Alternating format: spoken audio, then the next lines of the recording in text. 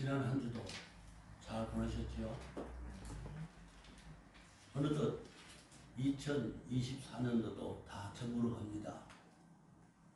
이제 크리스마스를 앞두고 있고 또 새해를 앞두고 있습니다.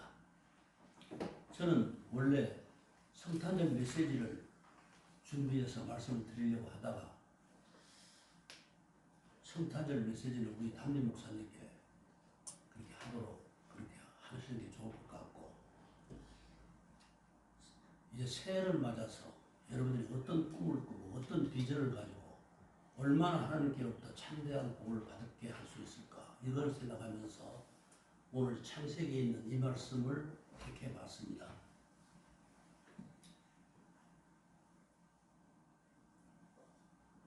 먼저 우리가 한 해 동안 하나님께서 베풀어 주신 많은 은혜를 깊이 생각하면서 마음속으로 감사를 꼭 드려야 되겠습니다. 참 이렇게 험난한 세대에서, 이 시대에서 이렇게 무사무탈하게 한 해를 보낸 것만 해도 얼마나 감사합니까? 마음 깊이 감사합시다.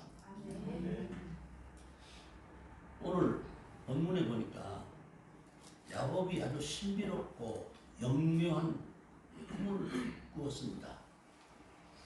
꿈에는 세 가지의 꿈이 있다고 그렇게 저는 생각하고 있어요. 첫째는 인몽이고, 둘째는 영몽이고, 셋째는 악몽이 있습니다. 인몽이라는 것은 사람의 수면 상태에서 연속적으로 일어나는 심리적 현상이다, 이렇게 생각할 수가 있고요. 영몽이라고 하는 것은 영묘한 꿈으로 어떤 초자연적 영적 현상이다, 이렇게 볼 수가 있습니다. 그리고 악몽은 흉몽 또는 불길한 꿈을 말하는데 마귀가 주는 꿈이다, 우리 예수 믿는 사람들이 생각할 때는 그렇게 생각할 수가 있습니다. 그런데 오늘 야곱이 꾼 꿈은 아주 영묘한 꿈이었습니다. 영험하고 신비로운 그런 꿈이었습니다. 하나님께서 야곱과 그의 후손들의 미래에 대한 비전을 계시하신 아주 영적인 꿈이었습니다. 제가 이 말씀을 택한 것은 여러분들 새해에 야곱과 같이 이렇게 신령한 꿈을 좀 꾸시고, 또 야곱이 꿈을 성취한 것처럼 여러분들도 새해에는 꿈을 그렇게 성취하는 그런 복된 한 해가 되었으면 좋겠다, 이 생각으로 이 말씀을 택했던 것입니다. 어떤 꿈이었습니까? 오늘 성경 우리가 아까 읽었죠. 꿈에 야곱이 보니까 사닥다리가 땅에 세워져 있는데 그 꼭대기가 하늘에 닿았고 하나님의 천사들이 그 위에서 오르락 내리락 하는 것을 보았습니다. 하나님께서 그 꼭대기 위에 서 계셨는데 하나님께서 야곱에게 이렇게 말씀하십니다. 나는 여호와니 너의 조부 아브라함의 하나님이요 이삭의 하나님이요, 네가 누워있는 땅을 내가 네 자손에게 주리니 네 자손이 땅의 티끌같이 되어 너는 서쪽과 동쪽과 북쪽과 남쪽으로 퍼져 나갈지며 땅의 모든 족속이 너와 네 자손으로 말미암아 복을 받으리라, 이런 축복의 말씀을 약속하십니다. 그런데 이 약속이 지금 야곱에게 처음 주시는 말씀이 아닙니다. 이 약속은 일찍이 야곱의 할아버지 아브라함에게도 한번 약속하셨던 말씀이고, 또 아버지 이삭에게도 창세기 26장 24절에 보면요, 똑같이 이러한 언약을 하셨습니다. 그러나 하나님께서 이 언약을 다시 한번 상기하시면서 야곱에게도 이 약속을 계승시켜 주시겠다, 이렇게 다시 한번 확인해 주시는 말씀입니다. 할아버지, 아버지, 당사자 야곱에게까지 세 번이나 연속해서 똑같은 말씀을 주시면서 약속하십니다. 하나님께서 얼마나 창대한 미래의 축복을 지금 약속해 주십니까? 땅의 모든 족속이 너와 네 자손으로 말미암아 복을 받으리라. 네 자손이 세계 곳곳에서 퍼져나갈 것이다, 지금 이런 축복을 하십니다. 그런데 지금 이 꿈을 계시받은 야곱의 처지는 어떻습니까? 쌍둥이 형 에서가 아버지를 속였다가 크게 분노한 형 에서의 낯을 피해서 필사적으로 도망치는 중이었습니다.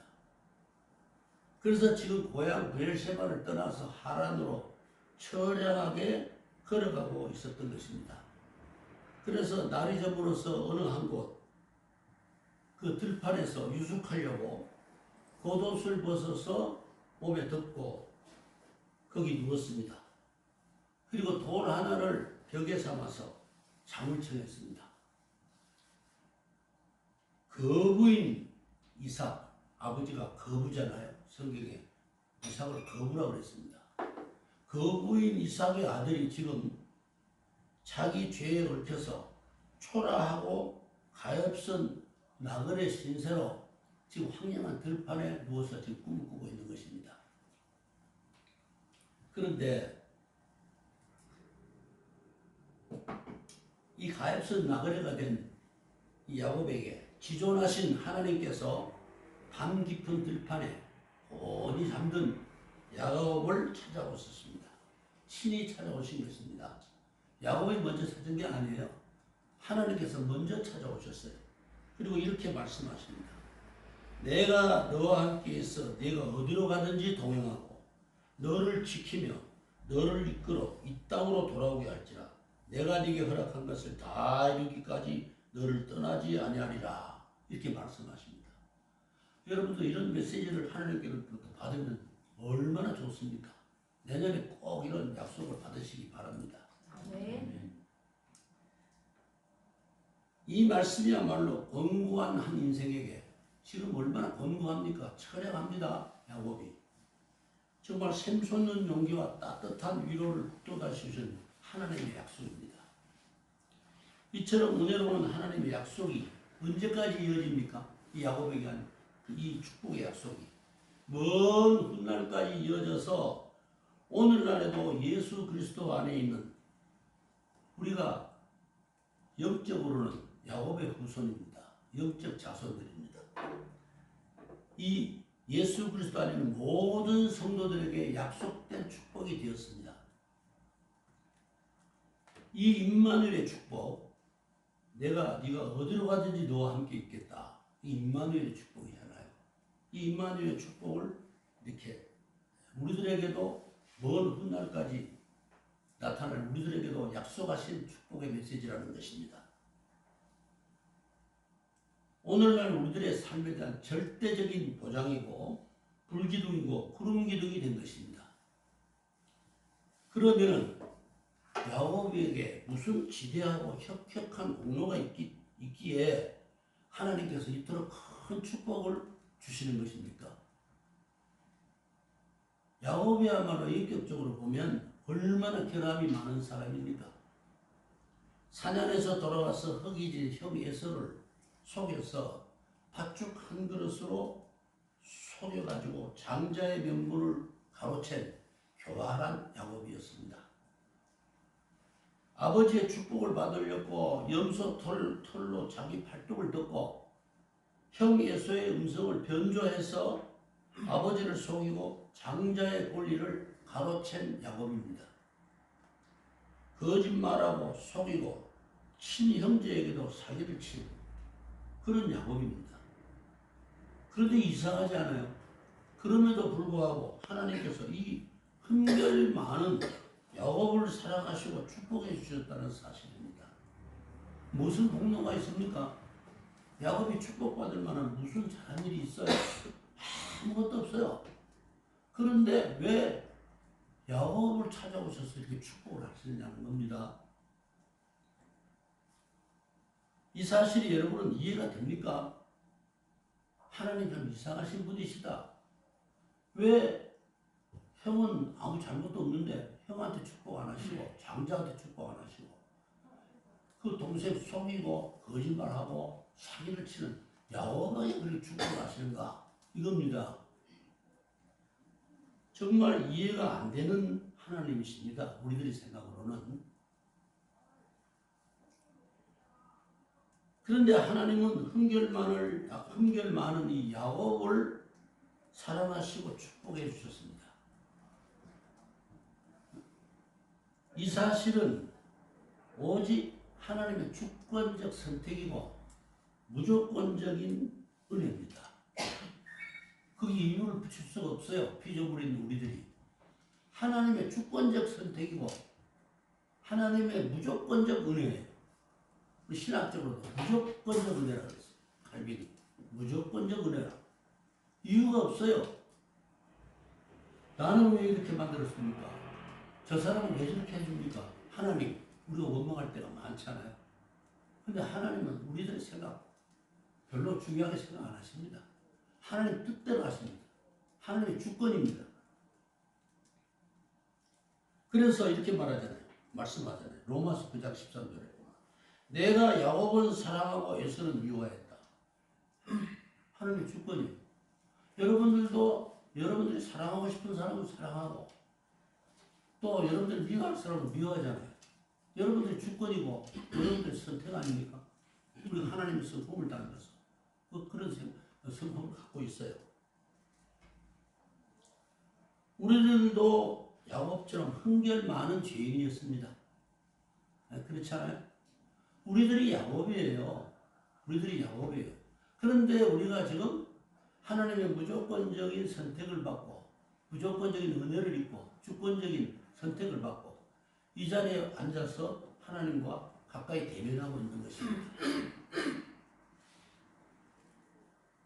정말 하나님의 은혜 중에 우리가 이 자리에 와 있는 거예요.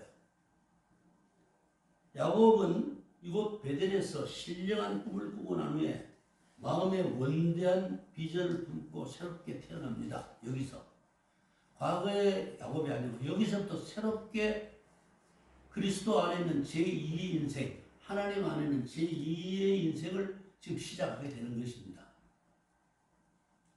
사닥다리 꿈을 통해서 하나님의 임재를 체험하고 이렇게 외칩니다. 여호와께서 과연 여기 계신 것을 내가 알지 못하였도다. 하나님의 함께하심, 하나님의 임재를 깨달았다는 겁니다. 여러분도 이런 영적 체험이 좀 있기를 바라요. 하나님이 여기 계시는구나. 하나님이 나와 함께 하시는구나. 이런 획기적인 신앙의 계기가 좀 있기를 바라요. 하나님이 나와 함께 하시는구나. 이거 느끼면서 살아야지요. 우리 예수 믿는 사람들이 하나님이 옆에 계시는지 안 계시는지, 나를 위해서 내려다보고 계시는지 안 계시는지 이거 생각하지도 않고 그래서 내 마음이 가는 대로, 내 손발이 가는 대로 그렇게 살면 안 되잖아요. 하나님께서 여기 계시기를 내가 알지 못했다. 이게 무슨 뜻입니까? 아버지 이삭의 슬하에서 말로만 듣고 믿어왔던 하나님을 이제 자신이 직접 체험했다 라고 하는 임마누엘의 은혜를 깨닫는 감탄사고 신앙 고백인 것입니다.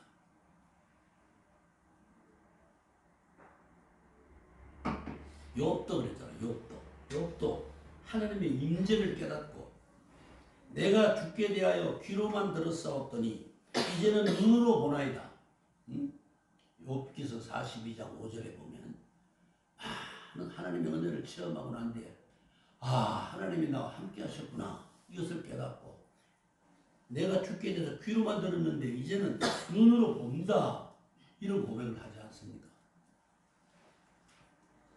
여러분들이 2024년도 무사무탈하게 다 지내왔는데 하나님이 은혜 주셔서 이 험난한 시대에서 온 세상 도처에서 전쟁이 일어나고 무슨 폭발 사고가 일어나고 죽고 다치고 이런 세상에서 지금 이 순간에 너무 평안하고 은혜롭게 주님의 교회에 나와서 하나님의 말씀 들으면서 은혜를 받으면서 이 시간을 보내고 있잖아요.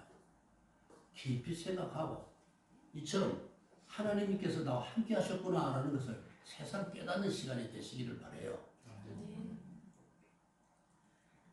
야곱의 이 꿈이 야곱에게 있어서는 평생을 좌우하는 영적 클라이막스가 되었습니다. 야곱은 여기서 하나님께 대한 깊은 경외심을 품고 하나님께 세 가지의 서원 기도를 드리게 됩니다. 이것이 어떤 서약이었습니까? 첫째는 여호와께서 나의 하나님이 되실 것이요 라고 말합니다. 신앙 고백을 해요. 여호와께서 나의 하나님이 되실 것이요. 아버지의 하나님, 할아버지의 하나님이셨지만 또는 많은 믿는 사람들이 하나님이셨지만 이제는 나의 하나님이 되실 것이요. 오직 하나님을 나의 유일한 하나님으로 섬기겠습니다. 하는 신앙의 서약입니다. 야곱은 그동안 아버지 이삭에 의해서 수동적으로 믿어왔습니다. 여러분들도 수동적으로 믿어왔던 사람들이 들어있을 것입니다. 누구에 의해서? 친구가 잘 믿으니까, 우리 어머니, 아버지가 잘 믿으니까 수동적으로 믿어왔을 수도 있습니다. 그런데 지금 야곱은 할아버지 때부터 잘 믿어왔잖아요. 그런데 야곱이 이제는 할아버지 하나님이 아니라는 거예요. 아버지 하나님, 이삭의 하나님이 아니라 바로 나의 하나님이라. 나의 하나님. 내가 직접적으로 뵙고 직접적으로 대화할 수 있는 하나님이다라는 거예요. 하나님이 이제 그때 깨달았다는 거예요. 그래서 지금부터는 독립적이고 능동적인 자세로 오직 하나님으로, 나의 하나님으로 섬기겠다고 하는 신앙 서약을 지금 하고 있는 것입니다. 지금부터는 나의 하나님이십니다 이거예요. 남의 하나님이 아니야. 잘 믿는 권사님의 하나님이 아니고, 잘 믿는 목사님의 하나님이 아니고, 이제부터는 나의 하나님이라는 거예요. 이런 신앙 서약을 첫 번째로 드립니다. 여기서 야곱이 하나님의 축복받을 만한 자격이 생기잖아요. 12지파의 조상이 되고, 이스라엘 12지파의 조상이 되고, 그 후손들 속에서 예수 그리스도께서 탄생하시고, 예수 그리스도 안에 있는 모든 성도들이 하나님의 자녀들이 되잖아요. 어마어마한 성대한 축복을 좀 받게 되는 것입니다. 둘째는 내가 기둥으로 세운 이 돌이 하나님의 집이 될 것이요 라고 서약을 합니다. 이거 무슨 서약입니까? 성전서약이라고 합니다. 성전서약. 야곱은 베개로 삼았던 돌을 가져다가 기둥으로 세우고 기름을 붓고 그곳 이름을 베델이라 이렇게 불렀습니다. 베델. 베델이라는 뜻은 하나님의 집이라는 뜻입니다. 베델이라는 용어의 뜻이 하나님의 집이라는 뜻이에요. 그렇기 때문에 이곳 베델에 하나님의 거룩한 제단을 세우겠다. 이렇게 서약하는 것입니다. 오늘날로 말하면 바로 교회를 세우겠다는 그런 언약입니다. 서약입니다. 그래서 14절 15절에 보니까 야곱이 하나님이 자기와 말씀하시는 곳에 기둥 곧 돌기둥을 세우고 그곳에 전제불을 붓고 그 위에 기름을 붓고 하나님이 자기와 말씀하시는 곳의 이름을 베델 곧 하나님의 집이라 불렀더라. 이렇게 기록하고 있습니다. 야곱은 자신의 이 서약대로 훗날에 이곳 베델에 다시 찾아옵니다. 다시 찾아와서 실제로 거기다가 하나님의 제단을 쌓았습니다. 그곳은 원래 어떤 곳입니까? 황량한 들판 아닙니까? 성읍도 없고 사람도 살지도 않고 집들도 없었던 황량한 삭막한 들판이었어요. 거기다가 하나님의 집을 세우겠다 했는데 그것이 이 서약대로 그대로 이루어집니다. 역사가 유세비우스에 의하면은 AD 4세기경에 이 비잔틴 시대의 가장 중요한 교회가 이 베델에 세워졌다고 합니다. 그곳이 곧 야곱이 돌제단을 세웠던 곳이다. 이렇게 기록하고 있습니다. 역사 보면은 오늘날에도 이곳 베델에는 교회가 세워져 있다고 합니다. 저는 성지순례를 안 가봐서 모르겠어요. 근데 세워져 있다고 합니다. 세 번째는 11조의 서약입니다.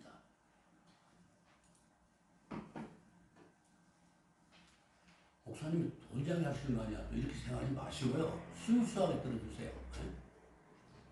하나님께서 내게 주신 모든 것에서 10분의 1을 내가 반드시 하나님께 드리겠나이다. 22절에 이렇게 서약합니다.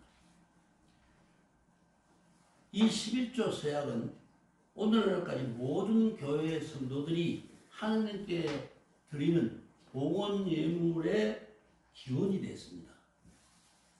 왜 야곱이 11조를 서약했을까요? 갑자기 여기서 내가 11조를 드리겠습니다. 이렇게 서약을 합니다. 믿음의 조상인 할아버지 아브라함이 거룩한 제사장 멜기세덱에게 소득의 10분의 1을 드린 것을 자기 믿음의 본으로 삼았기 때문입니다. 우리 할아버지, 믿음의 조상인 할아버지 아브라함이 멜기세덱에게 11조를 드렸잖아. 그게 자기 믿음의 본이 됐다는 겁니다.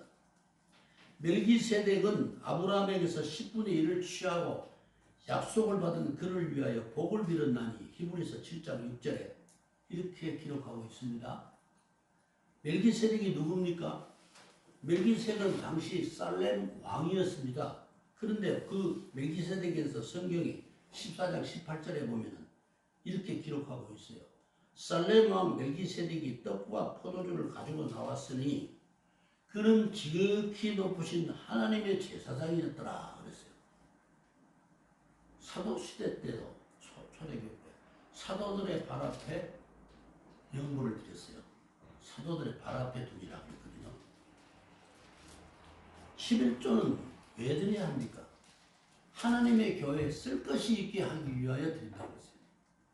하나님의 교회에 쓸 것이 있어야 될 것 아닙니까? 여러분들은 하나님의 성도고 하나님 교회의 구성원입니다. 그런데 하나님의 교회에 쓸 것이 있어야 되잖아요. 현실적으로 보면 이 물질시대에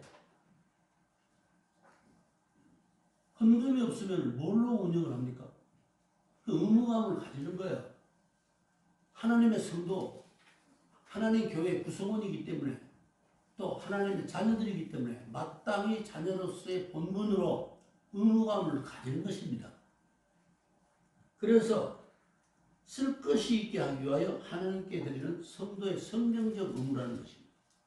우리가 대한민국 국민인데 납세의 의무가 있습니다. 4대 의무 중에 납세의 의무. 나라가 국민들이 세금을 안 맞추면 뭘로 국가를 운영합니까? 마찬가지 아닙니까? 그런 도덕적 의무, 어떤 당연히 해야 할 의무를 하는 것이 그리스도인의 당연한 도리입니다. 그게 도리예요. 11조의 금액은 전혀 중요한 것이 아닙니다. 그냥 10,000원 벌면 10의 1이니까 1,000원 드리면 돼요. 근데 사람이 이상해, 심리가. 적게 수입할 때는 드리기가 쉬워요. 10,000원에서 1,000원 드리기 쉽잖아요. 근데 1,000,000원 벌면 100,000원 드리기가 어려워져요. 사람 심리가 달라진다 이 말이에요. 바리새인이 세리를 막 비난하면서 이런 기도를 하죠. 나는 일에 2번씩 금식하고 소득의 11조를 드리나이다. 자연스럽게 이야기해요. 11조를 드린다. 그 율법에 따라서 드린다는 거예요. 하나님의 명령이었어요. 11조 드리는 것은. 자기 소득의 10분의 1을 정직하게 드리면 되는 것입니다. 정직하게. 빚을 내서 드릴 필요도 없고 카드 깡에서 드릴 필요도 없고 체면이나 직분 때문에 드릴 필요가 없어요. 그냥 정직하게 하나님께서 그렇게 명령하셨으니까 명령에 순종하겠습니다. 하나님의 교회에 쓸 것이 있기에 드리는 것이 마땅한 성도의 의무라고 하시니까 그렇게 하겠습니다. 이 생각만 하고 드리면 돼요. 정직하게. 하나님은 정직한 자를 복주십니다. 여호와 앞에 정직한 자에게 하나님께서 축복하십니다. 그래서 세계적인 부흥사 무디 목사가 11조를 기표하는 신자들에게 이런 말을 한 일이 있어요. 신자는 지갑부터 회개해야 된다. 신자는 지갑부터 회개해야 된다. 이런 말을 한 일이 있습니다.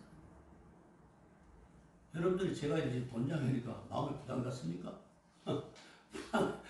편안하게 들으세요. 그냥 편안하게. 내가 언제 그렇게 뭐 돈장이 많이 했어요? 20년 동안 제가 목회하면서 정말 손꼽아서 몇 번 될까 말까 해요. 그런데 은퇴하고 보니까 교회를 보니까 하는 사람은 참 잘하는데 안 하는 사람 끝까지 안 해요.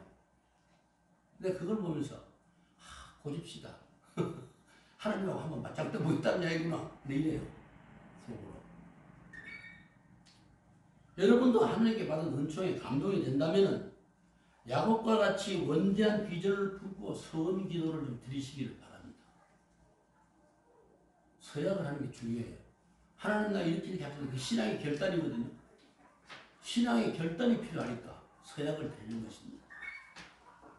야곱처럼 영명한 꿈을 꾸고 그 꿈이 실현되어질 소망을 품으면서 살아가야 됩니다. 그 꿈이 이루어지기를, 성취되기를 믿으면서, 바라면서 그렇게 꿈을 꿔야 돼요. 원대한 꿈을 꾸십시오. 하나님이 계시하는 이런 꿈을 여러분들이 꾸실 줄 알아야 됩니다. 야곱이 얼마나 축복받았습니까? 12지파의 조상이 됐고요. 약속하신 대로. 노년에는 어떻게 지냈어요?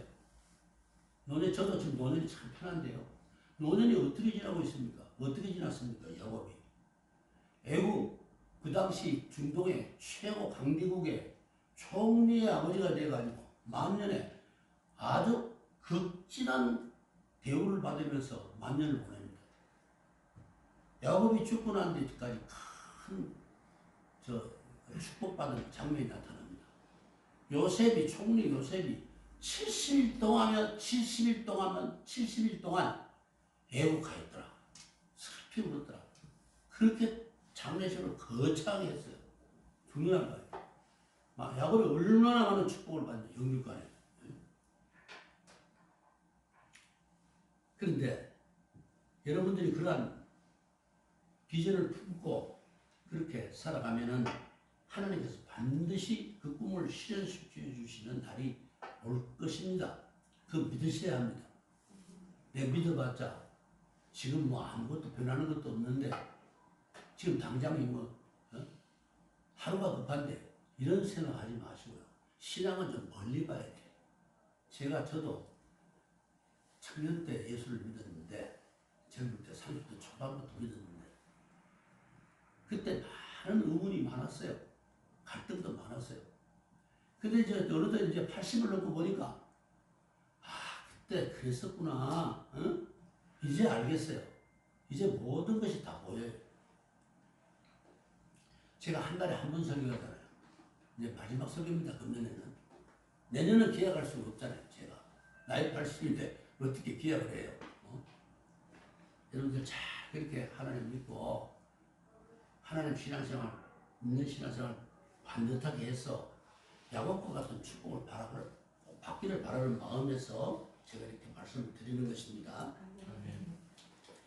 야곱이 하나님께 세 가지 서약을 드리기 전에 먼저 어떤 기도를 드렸습니까? 야곱이 서원하여 이르되 하나님이 나와 함께 계셔서 내가 가는 이 길에서 나를 지키시고 먹을 떡과 입을 옷을 주시어 내가 평안히 아버지 집으로 돌아가게 하시오면. 지금은 바로 내일을 기약할 수가 없어요. 에서가 추격해 올지도 모르겠고 가는 길에 무슨 일을 당할지도 몰라요. 하루가 불안한 그런 삶을 지금 야곱이 현재는 살고 있지 않아요? 근데 그 서원 기도를 드리면서 이 서약을 먼저 하잖아요.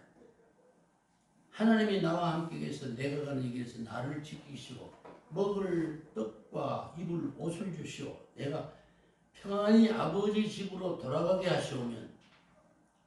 임마누엘의 은총이잖아요. 하나님이 나와 함께 계셔서 임마누엘의 은총을 구한 것입니다.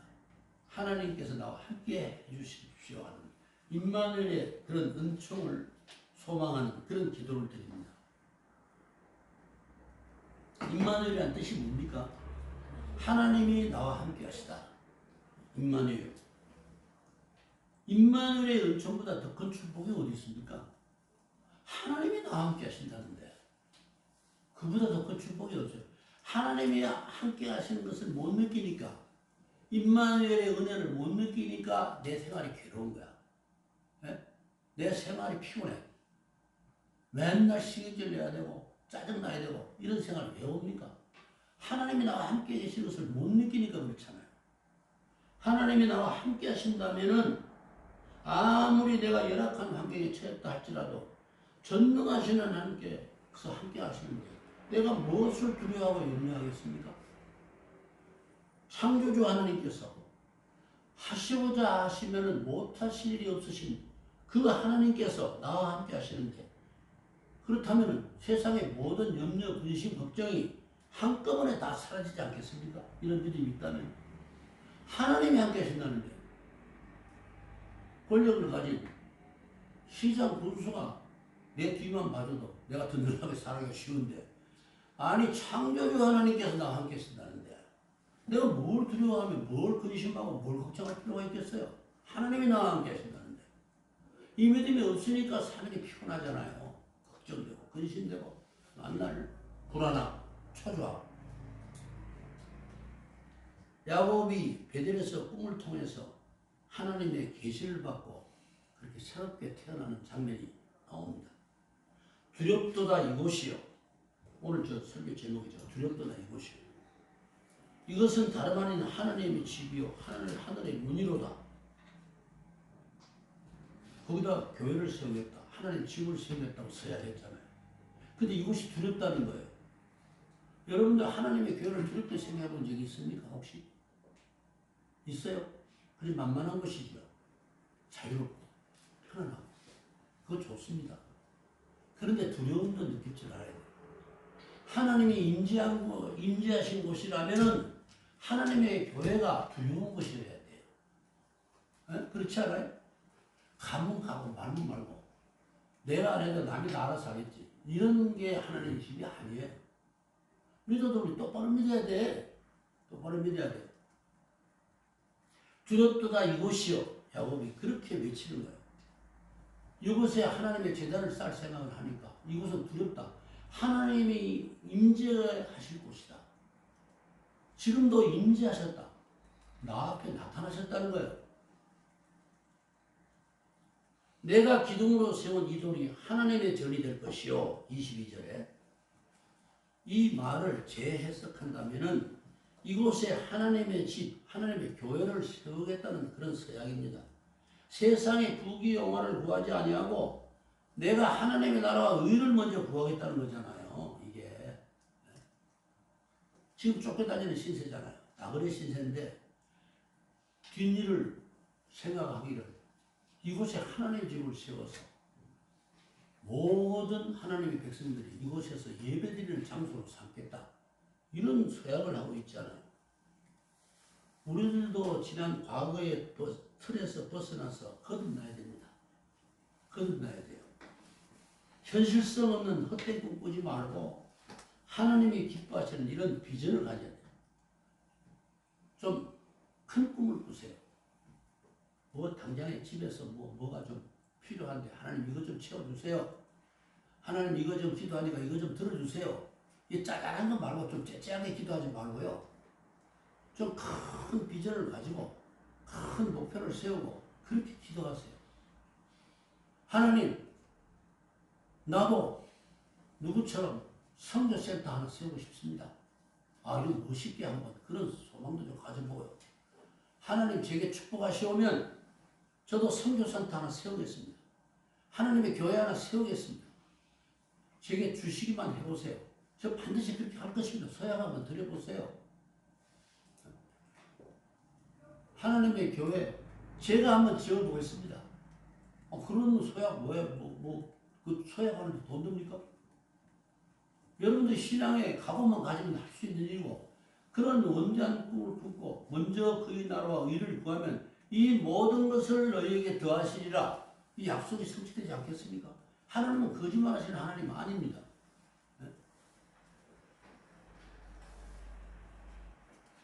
종교개혁가 칼빈은 그런데 서원기도를 할 때 이런 부탁을 합니다. 올바른 서원기도는 자기 능력의 한계를 넘지 않는 것이라야 한다. 바른 목적을 추구해야 한다.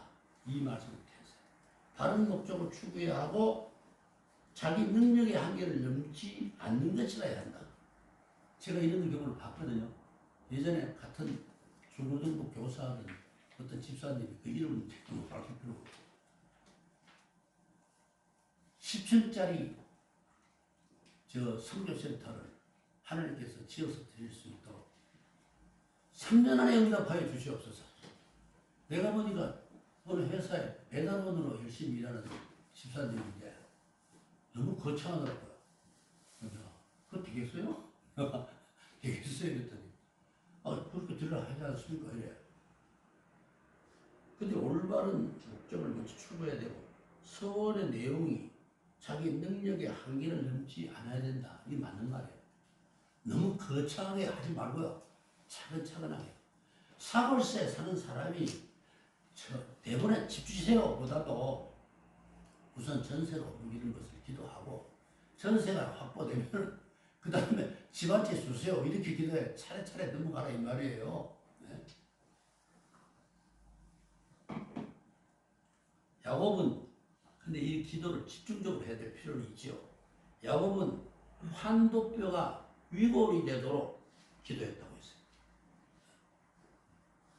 성경에는 이 기도를 천사와 씨름했다 이렇게 묘사하고 있잖아요. 엘리야는 갈멜 산상에서 바알과 아세라 선지자 850명과 1대 850으로 영적 싸움을 합니다. 오직 기도만으로 하늘에 불을 끌어내려가지고 우상 선지자들을 제압하고 850명을 기송강가에 막 끌고 가서 전부 다 쳐가지고 큰 승리를 거뒀어요. 한나는 철야하면서 기도를 드려서 서원 기도를 드려서 사무엘 선지자 아들을 얻었습니다. 아들 사무엘 선지자를 얻었습니다. 불치병에 걸렸던 히스기야는 벽을 마주보면서 세상 안 보겠다는 거죠. 하나님께 기도할 때 세상 안 보겠다는 거죠. 성경 벽을 마주해서 눈물로 기도함으로써 하나님께서 15년의 수를 더 연장해 주십니다. 기도로 승부를 봐야 돼. 기도 철저하게. 기도하다가 또 안 되는구나. 또 포기하고. 기도하다 안 되는구나. 포기하고. 이래 하지 말고. 한 번 기도의 제목을 그게 서운 기도예요. 정했으면 끝까지 변하지 말고 끝까지 물고 늘어져요. 그 기도를 가지고 놓칠 거는 놓지 말고 1940년 세계 제2차 대전 때 일입니다. 영국군 33만 5천 명이 프랑스 해안 단케르트라는 곳에서 독일군에게 완전 포위돼서 전멸 위기에 놓였던 일이 있습니다. 얼마 전에 단케르트한 영화를 한번 했어요. 그거 제가 봤어요, 직접. 완전히 33만 5천 명이 포위돼서 이제는 전멸당하게 생겼습니다. 독일군은 영국군을 이제 완전히 섬멸할 기회로 삼아서 육해공군을 총동원해서 포위했습니다. 다급한 전황을 보고받은 윈스턴 처칠 수상이 전국 교회와 국민들에게 이때 구국 기도를 요청합니다. 이 나라를 위해서 전 국민이 총력 기도합시다. 이렇게 국민들한테 호소를 해요. 다른 거 하자 소리 안 했어요. 온 국민이 총력 기도합시다. 이렇게 부탁을 했어요. 그래서 전국 교회와 국민들이 구국 기도를 시작했는데 영국 군대는 싸우면서 기도하고 국민들은 금식하면서 기도했습니다. 이 실제로 있었던 일이잖아요. 그런데 전멸 위기의 영국군을 위해서 하나님이 직접 개입하셨습니다. 기도를 들으시고 갑자기 단케르트 지역 일대에 엄청난 폭우가 쏟아지기 시작했는데 독일군 전차부대는 모조리 진흙구덩이에 빠져가지고 앞으로도 못 가고 뒤로도 못 가고 진퇴양난이 빠졌어요. 독일군 전투부대는 진흙구덩이에 빠졌고 전투기들은 지척을 분간하지 못할 정도의 짙은 안개 때문에 뜰 수가 없어요. 뜰 수가 없어요. 전투 비행을 나가야 되는데 뜰 수가 없어요. 안개 때문에. 그래서 이렇게 비행기도 멈추고 전차도 못 쳐들어오는 이 기회를 틈타서 영국군 33만 5천 명이 포위망을 뚫고 빠져나와서 전원이 구출됐습니다. 그 단케르트한 영화에도 나옵니다. 내가 봤는데.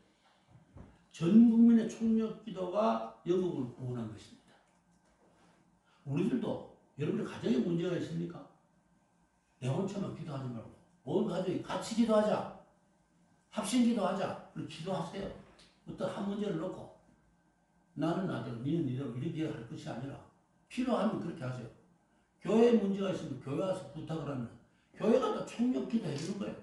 누구의 문제를 위해서 총력 기도 해주는 거예요.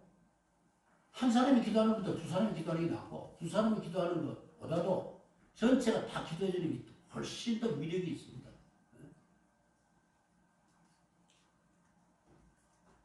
야곱의 꿈에 계시된 사닥다리는 저 밴드에다가 묵상하자 그러면서 올려놨는데 답을 김금숙 집사님 아주 강세임 집사님 답을 했는데 다른 사람 답을 안 하는데 이게 무슨 뜻입니까? 하고 이렇게 올려놨는데 일부러 야곱의 꿈에 계시된 사닥다리는 하늘과 땅을 연결하는 중보의 상징입니다. 중보자로 오신 예수 그리스도의 십자가의 표상입니다. 그렇기 때문에 예수님께서 진실로 진실로 너희에게 이르노니 하늘이 열리고 하나님의 사자들이 인자 위에 오르락내리락 한 것을 보리라. 이렇게 요한복음 1장 51절에 말씀합니다. 사닥다리가 뭐냐? 오늘날 현존하는 예수 그리스도의 교회를 가리킵니다.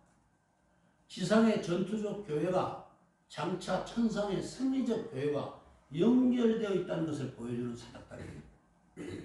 이 교회가 여기서 끝나는 게 아니에요. 지금 여기 지상에 있는 우리 동산교회는 전투적 교회야. 영적으로 관계가 싸워야 되는 교회고 원수들과 싸워야 되는 교회입니다. 전투적 교회.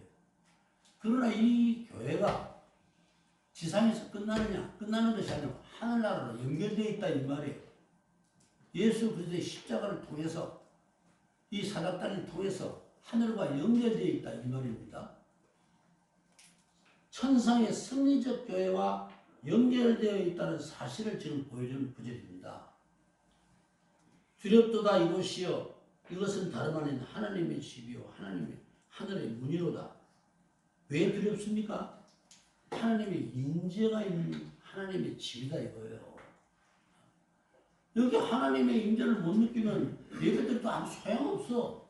여러분들 지금 설교를 제가 하고 있는데 제가 나이 많은 할아버지 목사가 여러분들한테 설교한다고 듣지 마시고 제 한 분한테 하나님의 성령이 그렇게 우리들에게 말씀을 주시려고 저 사람의 입술을 통해서 말씀을 전하는 것이다. 이렇게 들어주면 여러분들한테 은혜되고 여러분들 감동되지. 그런데 아유 저 양반 이야기 들어봤자 또 뭐 같은 소리 아닌가? 이래 들으면 무슨 의미가 있습니까?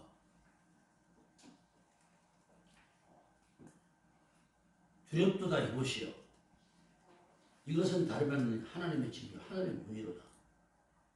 미래의 교회를 예언한 것인데 하나님의 교회를 육적 시각으로만 보면 안 됩니다. 영적인 시각으로 하나님의 그 교회를 바라볼 수 있어야 돼요. 그 황량한 들판에서 야곱이 이것은 하나님의 집이요. 하나님의 집이요. 또 하늘의 문이로다. 이거 희한한 소리잖아요. 어디 가도 못하는 사람이 지금 먹을 것도 없고 이럴 것도 없는 사람이 여기서 그 소리를 하고 있어요. 저거 영적으로 본 것 아닙니까? 이것이 보통 장소가 아니다. 하나님의 임재를 느꼈기 때문에 하나님이 함께 하셨고 하나님 직접 나타나셔서 내게 말씀하신 것이기 때문에 이런 고백을 하는 거잖아요. 영적 시각으로 교회를 보면서 두려운 마음으로 교회를 섬겨야 됩니다. 교회를 너무 우습게 보지 마세요. 요새 성도들, 현대교회 성도들, 나 옛날에 예수 믿을 때 그때 교인들하고 많이 다릅니다. 지금 보니까 많이 달라요. 좀 안타깝게 느껴요. 서글프게 느끼고. 옛날에는 정말 이렇게 안 믿었어요. 또 라떼는 뭐 요새 그런 소리 많이 하는데 그게 아니에요. 정말 예전에는 그렇게 안 믿었어요. 여러분들의 신앙의 선배들, 신앙의 선진들이 그렇게 안 믿었습니다. 정말 철야도 많이 했고 금식 기도도 많이 했고 멸장님에서 합식 기도도 많이 하고 교회가 금요일 밤 되면 엉엉엉 소리가 그냥 통성기도 소리가 그렇게 울리고 그랬어요. 시골에서는요 새벽기도 30몇 길을 걸어서 새벽기도 다니는 그런 권사님 장로님도 계셨어요. 예. 지금 그런 거 찾아볼 수도 없잖아요. 새벽마다 종소리 듣고 깨어난 사람들이 많았어요. 우리들도 하나님의 은총을 체험할 때 야곱처럼 마음의 기념비적인 돌단을 쌓읍시다. 마음으로. 꿈꾸던 목표가 실현될 때까지 집중적으로 기도합시다. 집중적으로. 2025년도에는 이 하나님의 동산교를 영혼의 사닥다리로 삼아서 여러분들 모두가 임마누엘의 축복을 받으시기를 바랍니다. 그리고 여러분이 소망하는 서원 기도가 기필코 성취되어지기를 주님의 이름으로 축원합니다. 아멘. 기도합시다. 아버지 하나님 감사합니다. 오늘도 야곱이 하나님께 받은 계시를 저희들이 묵상하면서 저희들이 새롭게 말씀을 깨달았습니다. 아버지 하나님, 우리 사랑하는 성도들이 두렵도다 이곳이요 하나님의 집이요 하늘의 문이로다 하는 그런 깨달음을 얻어서 주님의 교회를 온전히 바로 섬길 수 있도록 감동시켜 주시옵소서. 아버지 하나님, 참으로 저희들은 부족하고 미련합니다. 저희들이 깨닫지 못할 때마다 채찍질하셔서 깨닫게 해주시고 또 진취적이고 성취동이 강한 그런 믿음 갖게 하여 주시옵소서. 우리 사랑하는 성도들이 가정에 어려움이 많은 줄로 압니다. 저들이 마음에 소원하는 것 우리 하나님께서 성취시켜 주시옵시고 2025년도 한 해에는 참으로 축복받는 한 해가 될 수 있도록 은혜와 복을 베풀어 주시옵소서. 오늘도 주신 말씀 마음에 새기게 해주시옵시고 언제나 주님 앞에 온전한 신앙으로 나올 수 있도록 인도하여 주시옵소서. 예수님의 이름으로 기도하옵나이다. 아멘.